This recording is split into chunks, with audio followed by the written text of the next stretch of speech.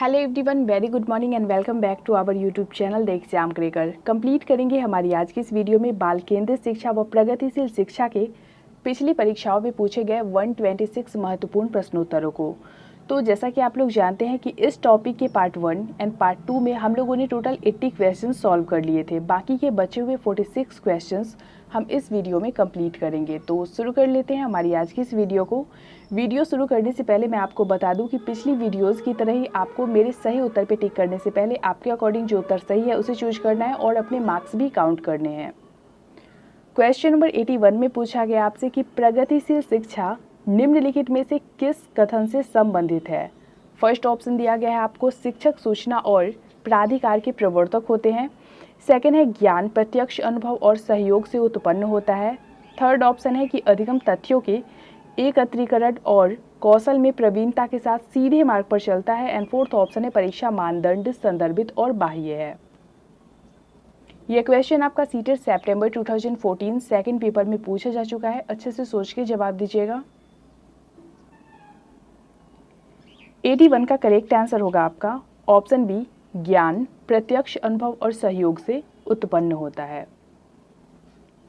अगला क्वेश्चन देख लेते हैं। क्वेश्चन नंबर 82, हम सभी अपनी बुद्धि, प्रेरणा, अभिरुचि आदि के संदर्भ में भिन्न होते हैं। यह सिद्धांत संबंधित है। फर्स्ट ऑप्शन है व्यक्तिक भिन्नता से, सेकंड है बुद्धि के सिद्धांतों से, थर्ड वंशानुक्रम से एंड फोर्थ ऑप्शन है पर्यावरण से।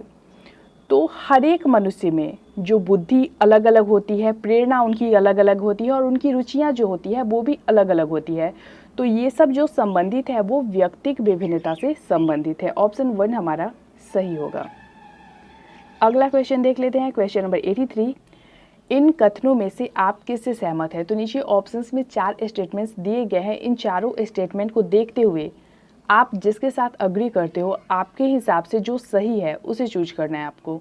फर्स्ट ऑप्शन है कि एक बच्चे की असफलता मुख्य रूप से माता पिता की शिक्षा तथा आर्थिक स्तर में कमी के कारण है। सेकंड है कि एक बच्चा अनुत्तीर्ण होता है क्योंकि सरकार विद्यालयों में पर्याप्त प्रौद्योगिकीय संसाधन प्रदान नहीं कर रही है। थर्ड है, एक बच्चे की असफलता के लिए वंशानुक्रम घटकों को प्रत्यक्ष रूप से जिम्मेदार ठहराया जा सकता है जिसे उसने अपने माता पिता से अर्जित किया है। एंड फोर्थ ऑप्शन है आपका कि एक बच्चे की असफलता व्यवस्था तथा बच्चे के प्रति प्रतिक्रिया करने में इसकी असमर्थता का एक प्रतिबिंब है। तो बिल्कुल ऑप्शन डी हमारा सही होगा। नेक्स्ट है क्वेश्चन नंबर 84, एक अध्यापिका समाज के वंचित वर्गों से आए बच्चों की आवश्यकताओं के प्रति प्रभावशाली तरीके से प्रतिक्रिया निम्नलिखित के द्वारा कर सकती हैं। फर्स्ट ऑप्शन है कि वंचित वर्ग से आए बच्चों को विद्यालय के नियमों एवं अपेक्षाओं के प्रति संवेदनशील बनाना ताकि वे उनका अनुपालन कर सके। सेकंड ऑप्शन दिया गया है आपको कि अन्य बच्चों को वंचित वर्ग से आए बच्चों के साथ सहयोग करने के लिए कहना तथा विद्यालय के तरीके को सीखने में उनकी सहायता करने के लिए कहना। थर्ड ऑप्शन है कि विद्यालयी व्यवस्था तथा स्वयं के उन तौर तरीकों के बारे में विचार करना जिनसे पक्षपात एवं रूढ़िबद्धताएं झलकती हैं। एंड फोर्थ ऑप्शन है उनके प्रताड़ित होने के अवसरों को कम करने के लिए सुनिश्चित करना कि बच्चे आपस में अन्योन्य क्रिया करने का मौका न पाए। तो यहाँ पे 84 का जो करेक्ट आंसर होगा हमारा वो हो जाएगा ऑप्शन सी, विद्यालय व्यवस्था तथा स्वयं के उन तौर तरीकों के बारे में विचार करना जिनमें पक्षपात एवं रूढ़िबद्धताएं झलकती है। अगला क्वेश्चन पूछा गया आपसे। क्वेश्चन नंबर 85, अध्यापक को यह सुनिश्चित करना चाहिए कि उसकी कक्षा के सभी विद्यार्थी अपने आप को स्वीकृत और सम्मानित समझे। इसके लिए शिक्षक को चाहिए कि वह, फर्स्ट ऑप्शन है, वंचित पृष्ठभूमि से आने वाले बच्चों का तिरस्कार करे ताकि वे अनुभव करें कि उन्हें अधिक कठोर परिश्रम करना है। सेकंड है, उन शिक्षार्थियों का पता लगाए जो अच्छी अंग्रेजी बोल सकते हैं और संपन्न घरों से हों तथा उन्हें आदर्श रूप में प्रस्तुत करे। थर्ड है, अपने शिक्षार्थियों की सामाजिक और सांस्कृतिक पृष्ठभूमि की जानकारी प्राप्त करे और कक्षा में विविध मतों को प्रोत्साहित करे। एंड फोर्थ ऑप्शन है कि कड़े नियम बनाए और जो बच्चे उनका पालन न कर रहे हों उन्हें दंड दे। तो इन चारों ऑप्शंस में से जो पॉजिटिव है, जो आप एक टीचर के रूप में कर सकते हो, वो है ऑप्शन सी, अपने शिक्षार्थियों की सामाजिक और सांस्कृतिक पृष्ठभूमि की जानकारी प्राप्त करें और कक्षा में विविध मतों को प्रोत्साहित करें। अगला क्वेश्चन पूछा गया आपसे। क्वेश्चन नंबर 86, बाल केंद्रित शिक्षा में शामिल है। फर्स्ट ऑप्शन है बच्चों का एक कोने में बैठना, सेकंड है प्रतिबंधित परिवेश में अधिगम। थर्ड, वे गतिविधियां सीखना जिनमें खेल शामिल नहीं होते। एंड फोर्थ ऑप्शन है बच्चों के लिए हस्तपरक गतिविधियां।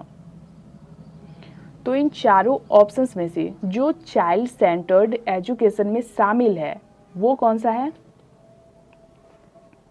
86 का करेक्ट आंसर होगा हमारा ऑप्शन डी, बच्चों के लिए हस्तपरक गतिविधियां। क्वेश्चन नंबर 87 देख लेते हैं। किसी कक्षा में शिक्षक की भूमिका है। फर्स्ट ऑप्शन है सीधे तरीके से ज्ञान पहुंचाना और शिक्षार्थियों को सही उत्तर देने के लिए तैयार करना। सेकंड है समय सारणी का कठोरता से पालन करना और पाठ्यक्रम से बंधे रहना। थर्ड है सीखने की विश्वसनीय स्थितियां जुटाना और शिक्षार्थियों को स्वतंत्र चिंतन की सुविधा देना। एंड फोर्थ ऑप्शन है कि अपने ज्ञान से शिक्षार्थियों को परिपूर्ण करना और उन्हें परीक्षा के लिए तैयार करना। तो किसी क्लास में, किसी कक्षा में एक टीचर की क्या भूमिका होनी चाहिए वो बताइए। 87 का करेक्ट आंसर होगा हमारा ऑप्शन सी, सीखने की विश्वसनीय स्थितियां जुटाना और शिक्षार्थियों को स्वतंत्र चिंतन की सुविधा प्रदान करना। क्वेश्चन नंबर 88, एक प्रभावी कक्षा में फर्स्ट ऑप्शन है बच्चे शिक्षक का सम्मान नहीं करते हैं और जैसा उन्हें अच्छा लगता है वैसा ही करते हैं। सेकंड है बच्चे अपने अधिगम को सुगम बनाने के लिए मार्गदर्शन एवं सहयोग हेतु शिक्षक से सहायता लेते हैं। थर्ड है बच्चे हमेशा उत्सुक और तैयार रहते हैं क्योंकि शिक्षक उनकी प्रत्यास्मरण योग्यता का आकलन करने के लिए नियमित रूप से परीक्षा लेते रहते हैं। एंड फोर्थ ऑप्शन है बच्चे शिक्षक से डरते हैं क्योंकि वह मौखिक और शारीरिक दंड का प्रयोग करते हैं। तो एक प्रभावी कक्षा किस तरीके की हो सकती है, वहाँ टीचर का व्यवहार किस तरीके का हो सकता है, वो इन चारों ऑप्शंस को देखते हुए आपको बताना है। 88 का करेक्ट आंसर हो जाएगा आपका ऑप्शन बी, बच्चे अपने अधिगम को सुगम बनाने के लिए मार्गदर्शन एवं सहयोग हेतु शिक्षक से सहायता लेते हैं। नेक्स्ट है क्वेश्चन नंबर 89, ज्ञान के एक बड़े असंबद्ध भाग को प्रस्तुत करना। फर्स्ट ऑप्शन है शिक्षार्थियों के लिए प्रत्यास्मरण को आसान बनाएगा। सेकंड है अपने तरीके से जानकारी को व्यवस्थित करने में शिक्षार्थियों की सहायता करेगा। थर्ड है शिक्षिका के कार्य को कठिन और शिक्षार्थियों के कार्य को आसान बनाएगा। एंड फोर्थ ऑप्शन है कि शिक्षार्थियों के लिए अवधारणात्मक समझ को प्राप्त करने को कठिन बनाएगा। तो ज्ञान के एक ऐसे भाग को प्रस्तुत करना जो कि असंबद्ध है, ठीक है, तो वो किस तरीके से बच्चों के लिए फायदेमंद या फिर नुकसानदायक होगा ये बताइए। 89 का करेक्ट आंसर होगा हमारा ऑप्शन डी, शिक्षार्थियों के लिए अवधारणात्मक समझ को प्राप्त करने को कठिन बनाएगा। अगला क्वेश्चन देख लेते हैं, क्वेश्चन नंबर 90, प्रगतिवादी शिक्षा। फर्स्ट ऑप्शन है समस्या समाधान और आलोचनात्मक चिंतन पर अधिक बल देती है। सेकंड है अनुबंधन और पुनर्बलन के सिद्धांतों पर आधारित है। थर्ड है पाठ्य पुस्तकों पर आधारित है क्योंकि वे ज्ञान के एकमात्र वैध स्रोत हैं। एंड फोर्थ ऑप्शन दिया गया है आपको कि इस मत पर विश्वास करती है कि शिक्षक को अपने उपागम में दृढ़ रहना है और वर्तमान समय में बिना दंड का प्रयोग किए बच्चों को पढ़ाया नहीं जा सकता। तो प्रगतिवादी शिक्षा के अकॉर्डिंग क्या सही है वो बताइए। 90 का करेक्ट आंसर होगा हमारा ऑप्शन 1, प्रगतिवादी शिक्षा समस्या समाधान और आलोचनात्मक चिंतन पर अधिक बल देती है। क्वेश्चन नंबर 91 है आपका कि बाल केंद्रित कक्षा की एक प्रमुख विशेषता है कि उसमें फर्स्ट ऑप्शन है शिक्षक बच्चों के लिए व्यवहार के समरूप तरीकों को निर्धारित करते हैं और जब वे उसका पालन करते हैं तो उन्हें उपयुक्त पुरस्कार देते हैं। सेकंड है कि शिक्षक की भूमिका ज्ञान को सीखने के लिए उसे प्रस्तुत करना है और शिक्षार्थियों के मानक मापदंडों का आकलन करना है। थर्ड है शिक्षक के मार्गदर्शन से शिक्षार्थियों को अपनी स्वयं की समझ को निर्माण करने के लिए उत्तरदायी बनाया जाता है। एंड फोर्थ ऑप्शन है शिक्षक के द्वारा बल प्रयोग और मनोवैज्ञानिक नियंत्रण होता है जो अधिगम पथ और बच्चों के व्यवहार को निर्धारित करता है। 91 का करेक्ट आंसर होगा हमारा ऑप्शन सी, शिक्षक के मार्गदर्शन से शिक्षार्थियों को अपनी स्वयं की समझ को निर्माण करने के लिए उत्तरदायी बनाया जाता है। नेक्स्ट है क्वेश्चन नंबर 92, शिक्षार्थियों द्वारा की गई गलतियां और त्रुटियां। फर्स्ट ऑप्शन है कठोरता से निपटाई जा सकती है। सेकंड है बच्चों को कमजोर अथवा उत्कृष्ट चिन्हित करने के अच्छे अवसर है। थर्ड है कि शिक्षक और शिक्षार्थियों की असफलता के सूचक है। एंड फोर्थ ऑप्शन है उनके चिंतन को समझने के अवसर के रूप में देखी जानी चाहिए। तो बच्चे तो गलतियां करते ही हैं, तो ये जो है वो उनके चिंतन को समझने के अवसर के रूप में देखी जानी चाहिए। ऑप्शन डी हमारा सही होगा। क्वेश्चन नंबर 93 है हमारा, बाल केंद्रित शिक्षा शास्त्र का अर्थ है। फर्स्ट ऑप्शन है बच्चों को पूर्ण रूप से स्वतंत्रता देना, सेकंड है बच्चों को नैतिक शिक्षा देना, थर्ड बच्चों को शिक्षक का अनुगमन और अनुकरण करने के लिए कहना, एंड फोर्थ ऑप्शन है कि बच्चों की अभिव्यक्ति और उनकी सक्रिय भागीदारी को महत्व देना। तो चाइल्ड सेंटर्ड एजुकेशन जो है उसका अर्थ क्या है वो बताइए। 93 का करेक्ट आंसर होगा हमारा ऑप्शन डी, बच्चों की अभिव्यक्ति और उनकी सक्रिय भागीदारिता को महत्व देना।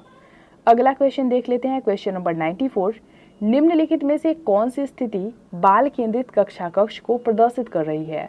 फर्स्ट ऑप्शन दिया गया है आपको कि एक कक्षा कक्ष जिसमें शिक्षार्थियों का व्यवहार शिक्षिका द्वारा दिए जाने वाले पुरस्कार और दंड से संचालित होता है। सेकंड है एक कक्षा जिसमें शिक्षिका नोट लिखा देती है और शिक्षार्थियों से उन्हें याद करने को कहा जाता है। थर्ड है कि एक कक्षा में जिसमें पाठ्य पुस्तक एकमात्र संसाधन होता है जिसका संदर्भ शिक्षिका देती है। एंड फोर्थ ऑप्शन दिया गया है आपको कि एक कक्षा जिसमें शिक्षार्थी समूहों में बैठे हैं और शिक्षिका बारी बारी से प्रत्येक समूह में जा रही है। तो इन चारों ऑप्शंस में से वो कौन सा क्लास है जो बाल केंद्रित कक्षा कक्ष को प्रदर्शित करता है।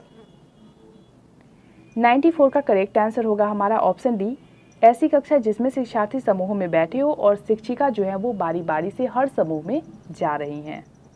क्वेश्चन नंबर 95, आजकल बच्चों की गलत धारणाओं को वैकल्पिक धारणाएं कहने की एक प्रवृत्ति है, इसे कहा जा सकता है। फर्स्ट ऑप्शन है कि बच्चों को उनकी सोच में प्रौढ़ों के समान मानना, सेकंड है बच्चों की समझ में सूक्ष्म भेद करना और उनका अपने सीखने के प्रति निष्क्रिय रहना, थर्ड है कि पहचानना बच्चे सोच सकते हैं और उनकी सोच प्रौढ़ों से भिन्न होती है, और फोर्थ ऑप्शन दिया गया है आपको कि बच्चों की गलतियों की व्याख्या के लिए मनोहारी शब्दों का उपयोग करना। ये क्वेश्चन आपका सीटेड फरवरी 2016 सेकंड पेपर में पूछा जा चुका है और इससे पहले भी यह क्वेश्चन सीटेड में आ चुका है, तो अच्छे से सोच के जवाब दीजिएगा इसका। 95 का करेक्ट आंसर होगा हमारा ऑप्शन सी, पहचानना कि बच्चे सोच सकते हैं और उनकी सोच प्रौढ़ों से भिन्न होती है। अगला क्वेश्चन है आपका क्वेश्चन नंबर 96, प्रगतिशील शिक्षा में अपरिहार्य है कि कक्षा कक्ष, फर्स्ट ऑप्शन है सबके लिए मुक्त होता है जिसमें शिक्षक अनुपस्थित होता है, सेकंड है शिक्षक के पूर्ण नियंत्रण में होता है जिसमें वह अधिनायकतावादी होता है यानी कि सत्तावादी होता है, थर्ड ऑप्शन दिया गया है आपको कि लोकतांत्रिक होता है और समझने के लिए बच्चे को पर्याप्त स्थान दिया गया होता है, एंड फोर्थ ऑप्शन है कि सत्तावादी होता है जहां शिक्षक आदेश देते हैं और शिक्षार्थी चुपचाप अनुसरण करते हैं। 96 का करेक्ट आंसर होगा हमारा ऑप्शन सी, प्रगतिशील शिक्षा में अपरिहार्य है कि कक्षा कक्ष लोकतांत्रिक होता है और समझने के लिए बच्चे को पर्याप्त स्थान दिया गया होता है। नेक्स्ट है क्वेश्चन नंबर 97, निम्नलिखित में से कौन सा एक उदाहरण भाषित बुद्धि वाले व्यक्ति को दर्शाता है। फर्स्ट ऑप्शन है ध्यान देने और दूसरे से अंतर कर सकने की योग्यता, सेकंड तर्क की दीर्घ श्रृंखलाओं को संभाल सकने की योग्यता, थर्ड ऑप्शन है आपका कि शब्दों के अर्थ और क्रम तथा भाषा के विविध प्रयोगों के प्रति संवेदनशीलता, एंड फोर्थ ऑप्शन है स्वर, राग और सुर के प्रति संवेदनशीलता। 97 का करेक्ट आंसर होगा हमारा ऑप्शन सी, शब्दों के अर्थ और क्रम तथा भाषा के विविध प्रयोगों के प्रति संवेदनशीलता। अगला क्वेश्चन देख लेते हैं, क्वेश्चन नंबर 98, अपनी कक्षा की व्यक्तिगत भिन्नताओं से निपटने के लिए शिक्षक को चाहिए कि फर्स्ट ऑप्शन है शिक्षण और आकलन के समान और मानक तरीके हो, सेकंड ऑप्शन है बच्चों को उनके अंकों के आधार पर अलग कर उसको नामित करे, थर्ड है बच्चों से बातचीत करे और उसके दृष्टिकोण को महत्व दे, एंड फोर्थ ऑप्शन है आपका कि विद्यार्थियों के लिए कठोर नियमों को लागू करे। 98 का करेक्ट आंसर होगा हमारा ऑप्शन सी, बच्चों से बातचीत करे और उनके दृष्टिकोण को महत्व दे। अगला क्वेश्चन पूछा गया आपसे कि निम्नलिखित में से कौन सा उदाहरण प्रभावशाली विद्यालय की प्रथा का है। फर्स्ट ऑप्शन है निरंतर तुलनात्मक मूल्यांकन, सेकंड शारीरिक दंड, थर्ड व्यक्ति सापेक्ष अधिगम, एंड फोर्थ ऑप्शन है प्रतियोगितात्मक कक्षा। तो इन चारों ऑप्शंस में से जो प्रभावशाली विद्यालय की प्रथाओं में आता है वो है आपका ऑप्शन सी, व्यक्ति सापेक्ष अधिगम। नेक्स्ट है क्वेश्चन नंबर 100, किसी प्रगतिशील कक्षा की व्यवस्था में शिक्षक एक ऐसे वातावरण को उपलब्ध कराकर अधिगम को सुगम बनाते हैं जो फर्स्ट ऑप्शन है खोज को प्रोत्साहन देता है, सेकंड है नियामक है, थर्ड समावेशन को हतोत्साहित करता है एंड फोर्थ ऑप्शन है आवृत्ति को बढ़ावा देता है। तो किसी प्रगतिशील कक्षा की व्यवस्था में शिक्षक एक ऐसे वातावरण को उपलब्ध कराकर अधिगम को सुगम बना सकते हैं जो कि खोज यानी कि अन्वेषण को प्रोत्साहित करता है। ऑप्शन 1 हमारा सही होगा। नेक्स्ट है क्वेश्चन नंबर 101। एक शिक्षिका अपनी कक्षा में विविधता को संबोधित कर सकती है। तो यहाँ पे ए में दिया गया है कि विभिन्नताओं को स्वीकार करके और उसे महत्व देकर। सेकंड है कि बच्चों की सामाजिक सांस्कृतिक पृष्ठभूमि का शिक्षा शास्त्रीय संसाधन के रूप में प्रयोग कर। थर्ड विभिन्न अधिगम शैलियों को समायोजित करके एंड फोर्थ मानक निर्देश देकर और निष्पादन हेतु सर्वमान्य मानदंड निर्धारित करके। नीचे दिए गए कूट के आधार पर सही उत्तर को चुनिए। फर्स्ट ऑप्शन में दिया गया है आपको A B and C, second है A B C D, third A B and D and fourth option दिया गया है आपको बी सी एंड डी। 101 का करेक्ट आंसर होगा हमारा ऑप्शन 1 ए बी और सी। Question number 102। विद्यालयों में विद्यार्थियों की असफलता के बारे में निम्नलिखित में से कौन से कथन सही है? ए विशेष जातियों और समुदायों से संबंधित विद्यार्थी असफल होते हैं क्योंकि उनमें योग्यता नहीं होती। बी विद्यार्थी विद्यालयों में असफल होते हैं क्योंकि उन्हें अधिगम के लिए उपयुक्त पुरस्कार नहीं दिए जाते। सी विद्यार्थी असफल होते हैं क्योंकि शिक्षण उस तरीके से नहीं किया जाता जो उनके लिए सार्थक हो। एंड डी विद्यार्थी असफल होते हैं क्योंकि विद्यालय व्यवस्था प्रत्येक विद्यार्थी की आवश्यकताओं और अभिरुचियों का ध्यान नहीं रखती। फर्स्ट ऑप्शन दिया गया है आपको B and D, second C and D, third A and B and fourth option है बी एंड डी। तो विद्यार्थियों के असफल होने का जो रीजन है वो कौन कौन से हो सकते हैं आपके अकॉर्डिंग, वो बताइए। 102 का करेक्ट आंसर होगा हमारा ऑप्शन बी, यानी कि सी और डी इसका रीजन हो सकता है। विद्यार्थी असफल इसलिए भी होते हैं क्योंकि शिक्षण उस तरीके से नहीं किया जाता है जो उनके लिए सार्थक हो या फिर जिस चीज़ में उनका इंटरेस्ट हो।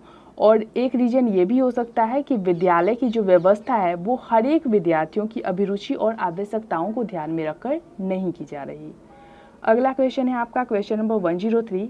बाल केंद्रित शिक्षा शास्त्र का अर्थ है, फर्स्ट ऑप्शन है कक्षा में सारी बातें सीखने के लिए शिक्षक को आगे आगे होना, सेकंड है कि शिक्षक द्वारा बच्चों को आदेश देना कि क्या किया जाना चाहिए, थर्ड है बच्चे के अनुभवों और उसकी आवाज़ को प्रमुखता देना एंड फोर्थ ऑप्शन है कि निर्धारित सूचना का अनुसरण करने में बच्चों को सक्षम बनाना। तो जैसा कि आप सभी को पता होगा कि चाइल्ड सेंटर्ड एजुकेशन जो होता है उसमें बच्चों के अनुभवों और उनकी आवाज़ को बहुत ही ज़्यादा इंपॉर्टेंस दी जाती है, उनको प्रमुखता दी जाती है। तो ऑप्शन सी हमारा सही हो जाएगा। Question number 104। जिस कक्ष में विविध पृष्ठभूमि से विद्यार्थी आते हो वहाँ एक प्रभावी शिक्षक, फर्स्ट ऑप्शन है समान आर्थिक पृष्ठभूमि के विद्यार्थियों का समूह बनाएंगे और उन्हें एक साथ रखेंगे, सेकंड है वंचित पृष्ठभूमि के विद्यार्थियों को कठिन परिश्रम करने के लिए कहेंगे ताकि वे अपने साथियों के बराबर पहुंच सके, थर्ड है समूह में व्यक्तिगत भिन्नता को बताने के लिए उनकी सांस्कृतिक जानकारी पर ध्यान देंगे एंड फोर्थ ऑप्शन है कि सांस्कृतिक जानकारी की अनदेखी करेंगे और एक सर्वमाननीय तरीके से अपने सभी विद्यार्थियों के साथ व्यवहार करेंगे। तो ध्यान दीजिए, यहाँ पे बताया गया है उस तरीके की कक्ष के बारे में जहाँ पे अलग अलग पृष्ठभूमि, विविध पृष्ठभूमि से विद्यार्थी आते हो। तो वहाँ पे एक प्रभावी शिक्षक का जो कर्तव्य बनता है वो होगा आपका ऑप्शन सी, समूह में व्यक्तिगत भिन्नता को बताने के लिए उनकी सांस्कृतिक जानकारी पर ध्यान देंगे। अगला क्वेश्चन है आपका क्वेश्चन नंबर 105। विद्यालयों में सहपाठ्येतर गतिविधियां क्यों आयोजित की जानी चाहिए? फर्स्ट ऑप्शन है ये संस्था की प्रसिद्धि में सहायक है, सेकंड ये छात्र में समग्र विकास में सहायक है, थर्ड ये शुल्क लेने को न्यायोचित ठहराने में सहायक है एंड फोर्थ ऑप्शन है ये उन विद्यार्थियों के लिए महत्वपूर्ण है जो अध्ययन में रुचि नहीं रखते। 105 का करेक्ट आंसर होगा हमारा ऑप्शन बी, ये छात्र में समग्र विकास में सहायक है। अगला है क्वेश्चन नंबर 106। शिक्षा मनोविज्ञान अधिक बल देता है, फर्स्ट ऑप्शन है शिक्षक केंद्रित शिक्षा पर, सेकंड छात्र केंद्रित शिक्षा पर, थर्ड पाठ्यचर्या केंद्रित शिक्षा पर एंड फोर्थ ऑप्शन है विद्यालय केंद्रित शिक्षा पर। तो शिक्षा मनोविज्ञान के अकॉर्डिंग जो सबसे ज़्यादा महत्वपूर्ण है वो है आपका चाइल्ड सेंटर्ड एजुकेशन यानी कि बाल केंद्रित शिक्षा। ऑप्शन बी हमारा सही होगा। अभी हम लोगों ने child centred education and progressive education से रिलेटेड पिछली परीक्षाओं में पूछे गए 106 क्वेश्चन सॉल्व किए। बाकी के बचे हुए 20 क्वेश्चंस भी हम देख लेते हैं। तो यहाँ पे क्वेश्चन नंबर 1 में पूछा गया आपसे कि शैक्षिक निर्देशन का उद्देश्य है, फर्स्ट ऑप्शन है बालकों की उपलब्धि स्तर को ऊंचा करना। सेकंड ऑप्शन दिया गया है आपको बालकों की क्षमताओं का विकास करना। थर्ड, बालकों के व्यक्तित्व को प्रभावी बनाना। एंड फोर्थ ऑप्शन है उपरोक्त सभी। तो शैक्षिक निर्देशन के उद्देश्य क्या क्या है या फिर क्या उद्देश्य है ये बताइए। 1 का करेक्ट आंसर होगा हमारा ऑप्शन डी, यानी कि शैक्षिक निर्देशन का उद्देश्य ऑप्शन ए, बी एंड सी तीनों ही है। क्वेश्चन नंबर 2 है आपका कि व्यावसायिक निर्देशन उपयोगी है। फर्स्ट ऑप्शन है बालक के उपयुक्त व्यवसाय के चयन में। सेकंड, समाज के विकास हेतु। थर्ड, बालक की योग्यता के अनुसार व्यवसाय चयन। एंड फोर्थ ऑप्शन है उपरोक्त सभी। तो व्यावसायिक निर्देशन क्यों उपयोगी है? 2 का करेक्ट आंसर होगा हमारा ऑप्शन सी, बालक की योग्यता के अनुसार व्यवसाय चयन में सहायता के लिए। अगला क्वेश्चन है आपका क्वेश्चन नंबर 3, व्यवसायिक चयन है। फर्स्ट ऑप्शन है व्यवसाय के चयन हेतु। सेकंड है व्यक्ति की प्रधानता। थर्ड, जटिल प्रक्रिया। एंड फोर्थ ऑप्शन है उपयोगी। 3 का करेक्ट आंसर होगा हमारा ऑप्शन 1, व्यवसायिक चयन व्यवसाय के चयन हेतु है। अगला क्वेश्चन है आपका क्वेश्चन नंबर 4, बाल केंद्रित शिक्षा से संबंधित है। फर्स्ट ऑप्शन है बालकों के अनुभवों को महत्व।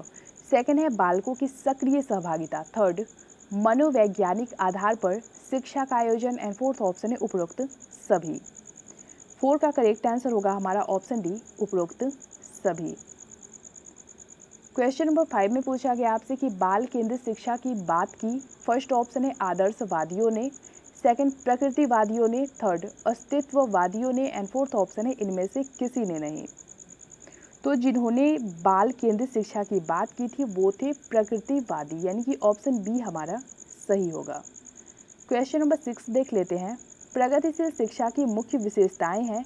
फर्स्ट ऑप्शन है करके सीखने पर बल। सेकंड, समस्या समाधान व आलोचनात्मक चिंतन। थर्ड, सामाजिक कुशलता व सामूहिक कार्यों पर बल। एंड फोर्थ ऑप्शन है उपरोक्त सभी। तो प्रगतिशील शिक्षा की विशेषताओं में ऑप्शन 1, 2 एंड थर्ड तीनों ही आएंगे, यानी कि प्रगतिशील शिक्षा की विशेषताएं करके सीखने पर बल देती है, समस्या समाधान व आलोचनात्मक चिंतन पर बल देती है और इसके साथ ही सामाजिक कुशलता व सामूहिक कार्यों पर भी बल देती है। क्वेश्चन नंबर 7 में पूछा गया आपसे कि व्यक्तिगत विभिन्नता के कारण है। फर्स्ट ऑप्शन है शारीरिक आधार। सेकंड, मानसिक आधार। थर्ड, व्यक्तित्व के गुण। एंड फोर्थ ऑप्शन है ये सभी। तो व्यक्तिगत विभिन्नता के ये तीनों ही आधार हो सकते हैं। ऑप्शन डी हमारा सही होगा। क्वेश्चन नंबर 8, जब एक व्यक्ति दूसरे व्यक्ति से रूप, रंग, रुचि, अभिरुचि आदि में भिन्न हो तो कहा जाता है। फर्स्ट ऑप्शन है अधिगम अक्षमता। सेकंड, व्यक्तिक विभिन्नता। थर्ड, विकृत व्यक्तित्व। एंड फोर्थ ऑप्शन है इनमें से कोई नहीं। तो जब व्यक्तियों में इस तरीके की यानी कि रूप में, रंग में, रुचि में, इन सब चीज़ों में भिन्नताएं देखी जाती हैं तो यह व्यक्तिगत विभिन्नता की श्रेणी में आते हैं। ऑप्शन बी हमारा सही होगा। क्वेश्चन नंबर 9 है आपका, व्यक्तिगत विभिन्नता का आधार है। फर्स्ट ऑप्शन है वंशानुक्रम। सेकंड, पर्यावरण। थर्ड, आयु एवं बुद्धि। एंड फोर्थ ऑप्शन है ये सभी। तो इन सभी के कारण व्यक्तिगत विभिन्नताएं हो सकती है। ऑप्शन डी हमारा सही होगा। क्वेश्चन नंबर 10 देख लेते हैं। व्यक्तिक विभिन्नता को जानने के लिए कौन सी विधि नहीं है? फर्स्ट ऑप्शन है वृद्धि परीक्षण। सेकंड, व्यक्ति इतिहास परीक्षण। थर्ड, व्यक्तिगत परीक्षण। एंड फोर्थ ऑप्शन है अंतर्दर्शन विधि। 10 का करेक्ट आंसर होगा हमारा ऑप्शन डी, अंतर्दर्शन विधि। क्वेश्चन नंबर 11, व्यक्तिक विभिन्नता पर आधारित शिक्षण विधि है। फर्स्ट ऑप्शन है डाल्टन प्रणाली। सेकंड, प्रोजेक्ट प्रणाली। थर्ड, मॉन्टेसरी प्रणाली। एंड फोर्थ ऑप्शन है उपरोक्त सभी। 11 का करेक्ट आंसर होगा हमारा ऑप्शन बी, प्रोजेक्ट प्रणाली। क्वेश्चन नंबर 12, व्यक्तिक विभिन्नता पर आधारित विधि नहीं है। फर्स्ट ऑप्शन है डेक्रोली विधि। सेकंड, विनेटिका विधि। थर्ड, किंटरगार्टन विधि। एंड फोर्थ ऑप्शन है व्याख्यान विधि। तो इन चारों ऑप्शंस में से जो व्यक्तिक विभिन्नता पर आधारित विधि नहीं है वो है आपका ऑप्शन डी, वाक्यायन विधि। क्वेश्चन नंबर 13, व्यक्तिक विभिन्नता का अर्थ है, फर्स्ट ऑप्शन है किन्हीं दो व्यक्तियों में शारीरिक विभिन्नता है, सेकेंड है किन्हीं दो व्यक्तियों में शारीरिक, मानसिक, संवेगात्मक विभिन्नता होना, थर्ड है सभी व्यक्तियों का व्यक्तित्व समान होना, एंड फोर्थ ऑप्शन है उपरोक्त सभी। तो जैसा कि आप सभी को पता है कि व्यक्तिक विभिन्नता जो है वो शारीरिक भी हो सकती है, मानसिक भी हो सकती है और वो संवेगों पर आधारित भी हो सकती है। ऑप्शन बी हमारा सही होगा। क्वेश्चन नंबर 14, व्यक्तिक विभिन्नता के कारण है, फर्स्ट ऑप्शन है अनुवांशिकता, सेकंड वातावरण, थर्ड शारीरिक मानसिक विचारों का प्रभाव, एंड फोर्थ ऑप्शन है उपरोक्त सभी। 14 का करेक्ट आंसर होगा हमारा ऑप्शन डी, उपरोक्त सभी। क्वेश्चन नंबर 15, सन 1960 में सबसे पहले किसने सिद्ध किया कि व्यक्तियों में उच्च बौद्धिक क्षमता उनके वंशानुक्रम का परिणाम है? फर्स्ट ऑप्शन है Galton, second Taylor, third Jung, and fourth option है इनमें से कोई नहीं। 15 का करेक्ट आंसर होगा हमारा ऑप्शन 1। गाल्टन ने 1960 में सबसे पहले सिद्ध किया कि व्यक्तियों में उच्च बौद्धिक क्षमता उनके वंशानुक्रम का परिणाम है, यानी कि जेनेटिक है। क्वेश्चन नंबर 16 में पूछा गया आपसे कि किंडरगार्टन प्रणाली के जन्मदाता है। ये क्वेश्चन बहुत ही ज़्यादा इंपॉर्टेंट है, अच्छे से ध्यान में रखिएगा। फर्स्ट ऑप्शन है Rousseau, second Froebel, third Pestalozzi, and fourth option है इनमें से कोई नहीं। 16 का करेक्ट आंसर होगा हमारा option B, Froebel. Question number 17, ग्रीक भाषा में ह्यूरिस्टिक शब्द का अर्थ है, फर्स्ट ऑप्शन है नष्ट, सेकंड विकास, थर्ड उत्पन्न, एंड फोर्थ ऑप्शन है इनमें से कोई नहीं। तो ग्रीक शब्द जो ह्यूरिस्टिक है उसका अर्थ है ऑप्शन सी, उत्पन्न। क्वेश्चन नंबर 18, विनेटिका प्रणाली के जन्मदाता है, फर्स्ट ऑप्शन है कार्ल्टन वासवर्न, सेकंड है ओविड डेक्रॉली। तो जिन्होंने विनेटिका प्रणाली को प्रतिपादित किया था वो है ऑप्शन 1, कार्ल्टन वासवर्न। क्वेश्चन नंबर 19, कहानी पद्धति उपयोगी है, फर्स्ट ऑप्शन है छोटे बच्चों के लिए, सेकंड वयस्कों के लिए, थर्ड कठिन विषय हेतु, एंड फोर्थ ऑप्शन है छोटे बच्चों को रोचक ढंग से पढ़ाने हेतु। तो कहानी पद्धति किस तरीके के बच्चों के लिए उपयोगी है ये बताइए। 19 का करेक्ट आंसर होगा हमारा ऑप्शन डी, छोटे बच्चों को रोचक ढंग से पढ़ाने के लिए कहानी पद्धति उपयोगी है। क्वेश्चन नंबर 20, बाल केंद्रित शिक्षा का महत्व निम्न कारण से है, फर्स्ट ऑप्शन है बालक प्रधान शिक्षा, सेकंड सरल व रुचिपूर्ण, थर्ड आत्म अभिव्यक्ति के अवसर, एंड फोर्थ ऑप्शन है उपरोक्त सभी। 20 का करेक्ट आंसर होगा हमारा ऑप्शन डी, उपरोक्त सभी। तो फ्रेंड्स, इस वीडियो के साथ ही हमने बाल केंद्रित शिक्षा एवं प्रगतिशील शिक्षा से रिलेटेड 126 क्वेश्चन की सीरीज को कंप्लीट किया। आपको ये वीडियो कैसी लगी लाइक कमेंट के थ्रू जरूर बताइएगा और शेयर भी जरूर करिएगा अपने फ्रेंड्स के साथ। मिलते हैं हमारे नए वीडियो में, तब तक के लिए पढ़ते रहिए, बढ़ते रहिए।